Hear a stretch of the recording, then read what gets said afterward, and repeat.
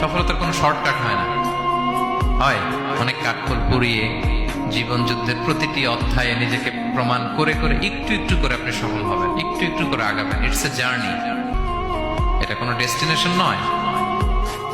এবং সফল হওয়ার পথ পরিক্রমায় কোনো লিফট নেই, সিঁড়ি বেয়ে উপরে উঠতে হয়। কি বেয়ে? কিন্তু আমরা সফল হতে চাই কিভাবে? ডাইরেক্ট 100 তলায় তো আমি সফল, উপরে সবার উপরে আমি, এইভাবে চাই সফলতাটা। সবার উপরে উঠে যাব, গোল্ড মেডেল গলায় পরাই দিবে, আমরা সাকসেসফুল না। সফলতার রাস্তায় কোনো লিফট থাকে না, কি দিয়ে উঠতে হয়? সিঁড়ি বেয়ে ঘাম ঝরিয়ে উঠতে হয়। দেখেন, শুধু আলোর মুখ দেখার জন্য মায়ের পেটে আমাদের কত সময় লাগছে বলেন তো?